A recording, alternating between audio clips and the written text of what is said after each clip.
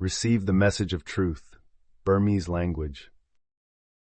လူတိုင်းကခရိယန်ဖြစ်ရင်သူတို့ထင်တဲ့အတိုင်းပဲယေရှုကမင်းကိုညီကိုတွေလို့ခေါ်လိုက်မယ်ဟေပြဲနှင့်ဆက်တန်ရှင်းစေသောသူနှင့်တန်ရှင်းခြင်းကိုခံရသောသူတို့သည်တဦးလည်းဖြစ်တော်မူသည်ဖြစ်ညီအကိုဟုခေါ်ခြင်းကိုမရှက်တော်မှမူခရိယန်တဦးစီတိုင်းကိုတန်ရှင်းသောဝိညာဉ်တော်ကတွင်တင်ပေးလိမ့်မည်ဓမ္မတိကျမ်းနှင့်ပတ်သက်သောအမှန်တရားကိုတင်သိလိမ့်မည်တကောရိန္သုနှင့်73ဤအရာများကိုလူ၏ဉာဏ်ပညာဖြင့်တွင်တင်သည်မဟုတ်ဘဲဝိညာဉ်ရေးရာနှင့်ဝိညာဉ်ရေးရာများကိုနှိုင်းရှင်ကတန်ရှင်းသောဝိညာဉ်တော်တွင်တင်ပေးသည့်ဤအရာများကိုကျွန်ုပ်တို့ပြောပါသည်ကျော်24:26ခမဲတော်သည်ငါ၏နာမကိုအမိပြု၍ဆေလွတ်တော်မူသောဥပ္ပစ္စေဆရာရဲ့ဟူသောတန်ရှင်းသောဝိညာဉ်တော်သည်တင်တို့အားခတ်သိမ်းသောအရာတို့ကိုတွင်တင်တော်မူ၍ငါပြောသမျှတို့ကိုအောက်မေ့စေတော်မူမည်လူတဦးစီသည်တန်ရှင်းသောဝိညာဉ်တော်နှင့်အမှန်တရားအဖြစ်တန်ရှင်းခြင်းလုပ်ငန်းစဉ်ကိုခံယူရမည်ဖြစ်သည်ဂျွန်19:19သူတို့အတွက်ကြောင့်သူတို့သည်တမန်တရားအဖြစ်တန်ရှင်းစေခြင်းကငါသည်ကိုတန်ရှင်းစေ၏ရောမ15:16ငါသည်တပါဤအမျိုးသားတို့၌ယေရှုခရစ်၏အမှုတော်ဖြစ်စေခြင်းမှာတပါအမျိုးသားတို့၏ပူဇော်တက္ကကိုတန်ရှင်းသောဝိညာဉ်တော်အဖြစ်တန်ရှင်းစေခြင်းမှာတင်သည်စစ်မှန်သောကိုးကွယ်သူများဖြစ်လိမ့်မည်ဂျွန်4:23စစ်မှန်သောဝတ်ပြုသူများသည်ခမဲတော်အားစိတ်ဝိညာဉ်နှင့်တစ္ဆာရှိကိုးကွယ်ကြမည်အချိန်ကာလသည်လာနေပြီဖြစ်သည်အကြောင်းမူကားခမဲတော်သည်ထိုသူကိုကိုးကွယ်ခြင်းကရှာကြံတော်မူ၏ခရိယန်တဦးစီသည်တန်ရှင်းခြင်း၏တစိတ်တစ်ပိုင်းဖြစ်သောကြောင့်အများစုမှာဆင်းရဲဒုက္ခခံရပွဲရှိသည်တပေတရု4:16ခရိယန်တဦးအနေဖြင့်ဆင်းရဲဒုက္ခခံရလျင်ရှက်ကြောက်ခြင်းမရှိဘဲဤအမှု၌ဖျားသခင်ကိုချီးမွမ်းစေမည်သူတဦးတယောက်မျှတကိုးကောင်းဆန်ခြင်းသို့မဟုတ်ဘဝင်းမြင့်ခြင်းမဖြစ်သင့်ပါဖိလိပ္ပိ2:စိတ်တူကိုယ်တူရှိခြင်းတူညီသောမေတ္တာရှိခြင်းတညီတညွတ်တည်းရှိခြင်းစိတ်တစ်ခုတည်းရှိခြင်းဖြင့်ငါ၏ဝမ်းမြောက်ခြင်းကိုဖြည့်ဆည်းပေးသည့်တန်ရှင်းခြင်းလုပ်ငန်းစဉ်ပြီးနောက်တင်သည်သူတော်စင်ဖြစ်လာသည့်တကောရိန္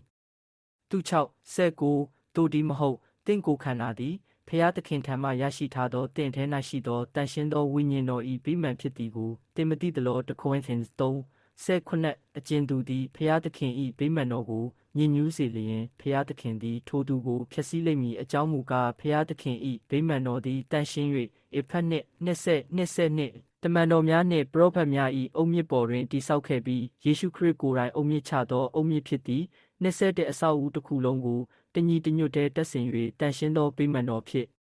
်တို့ပေါက်ဖွာလာသောသခင်ယေရှုခရစ်20နှစ်တင်တို့သည်လည်းဝိညာဉ်တော်အားဖြင့်ဖျားသခင်ကျင်းဝဲရာဌာနတော်အတွက်အတူတကွတည်ဆောက်လျက်ရှိကြသည်ဒါပေမဲ့လူတိုင်းသည်ခရစ်ယာန်ဘာသာဝင်မဟုတ်ယုံကြည်သူဖြစ်သည်ဘာကြောင့်လဲများစွာသောဂိုင်းကနများကလူသည်မိမိလမ်းစဉ်အတိုင်းလှုပ်ဆောင်နေကြောင်းလူတိုင်းကိုပြောပြတင်သည်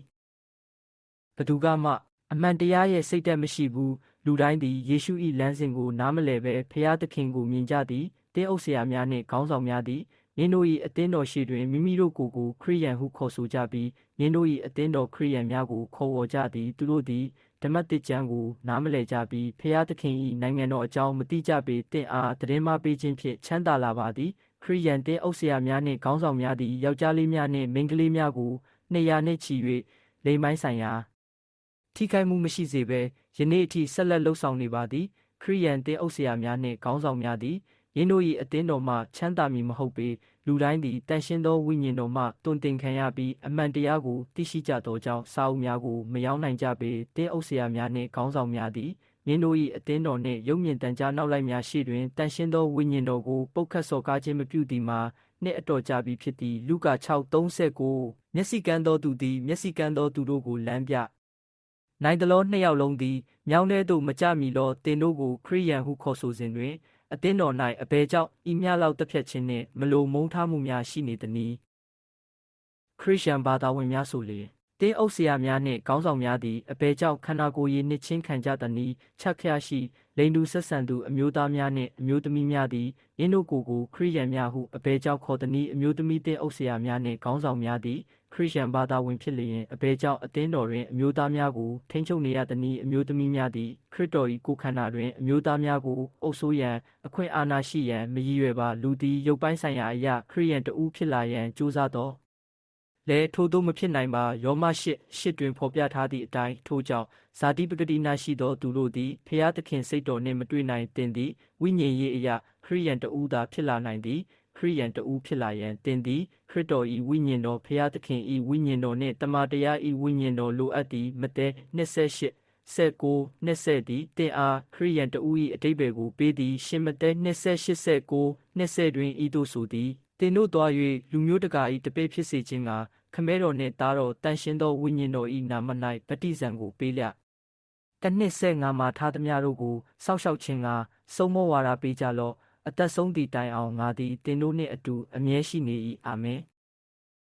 ဖျားသခင်၏ဝိညာဉ်တော်နှင့်အမှန်တရား၏ဝိညာဉ်တော်ရှိသူများသည်စစ်မှန်သောခရိယန်များဖြစ်ကြောင်းဖျားသခင်ကရှင်းရှင်းလင်းလင်းဖော်ပြသည်ယောလေး23 24ကီတိုဖော်ပြထားသည်သို့သောစစ်မှန်သောဝတ်ပြုသူများသည်ခမဲတော်ကိုစိတ်ဝိညာဉ်နှင့်တစ္ဆာရှိရှိကိုးကွယ်ကြမည်အချိန်ကာလရောက်နေပြီဖြစ်သည်အကြောင်းမူကားခမဲတော်သည်ထိုသူကိုကိုးကွယ်ခြင်းကရှာကြံတော်မူ၏24ဖျားသခင်သည်ဝိညာဉ်တော်ဖြင့်ကိုးကွယ်သောသူတို့သည်စိတ်ဝိညာဉ်နှင့်တစ္ဆာရှိကြ1 Corinthians 14သို့သောဇာတိလူသားသည်ဖျားသခင်၏ဝိညာဉ်တော်၏အရာများကိုမခံယူတတ်ပါအကြောင်းမူကားခင်းတို့သည်ဝိညာဉ်ရေးအရာပိုင်းခြား၍မသိနိုင်သောကြောင့်ဆင်းရဲသားများကိုကူညီရန်တင့်ဝင်ငွေတစ်ဝက်ကိုပေးခြင်းဖြင့်တင်သည်စုံလင်သူဖြစ်နိုင်ပါသည်တင်သည်လှုပ်ဆော်မှုဖြစ်စေရန်အတွက်နေတိုင်းကြမ်းကံများကိုအဆက်မပြတ်ဆုတောင်းတော်လဲတင်ကိုယ်တိုင်၏ဝိညာဉ်အစိတ်ပိုင်းကိုနားမလည်ပါသို့မဟုတ်ဓမ္မတစ်ကိုနားမလည်ပါမင်းအသက်ရှိပြီးနောက်ဆုံးတည်သွားတယ်တင်ဟာခရစ်ယာန်ကောင်းတစ်ယောက်လို့လူတွေကပြောကြတယ်ပထမဆုံးအနေနဲ့တင့်ခန္ဓာကိုယ်နဲ့ခရစ်ယာန်တစ်ယောက်မဖြစ်နိုင်ပါဘူးဒုတိယအနေဖြင့်တင်သည်ဖျားသခင်နှင့်သခင်ယေရှုခရစ်နှင့်အတူရှောက်လန်းရန်သူတော်စင်ဖြစ်ရမည်သခင်ယေရှုသည်သူတော်စင်များအတွက်သာကြွလာခြင်းဖြစ်သည်စစ်မှန်သောခရစ်ယာန်ဖြစ်လာရန်နှင့်သူတော်စင်တဦးဖြစ်လာရန်လိုအပ်သောခရစ်တော်၏ဝိညာဉ်တော်ဖျားသခင်၏ဝိညာဉ်တော်နှင့်အမှန်တရား၏ဝိညာဉ်တော်တို့ကိုတင်၏ရုပ်ခန္ဓာကမရနိုင်ပါရှင်ယောဟန် 3:6 ဇာတိပကတိမှမွေးဖွားအားသောအရာသည်ဇာတိပကတိဖြစ်ပြီးဝိညာဉ်တော်မှဖွားမြင်သောအရာသည်လည်းဝိညာဉ်ဖြစ်၏အသွေးသားနှင့်ဝိညာဉ်ကိုရောနှော၍မရပါတနည်းဆိုရသောတင်သည်တင်၏ရုပ်ခန္ဓာကိုတင်၏ဝိညာဉ်ခန္ဓာနှင့်ရောနှောရမရပါတင်သည်ခရစ်ယာန်ဝိညာဉ်၏အရာသာဖြစ်နိုင်သည်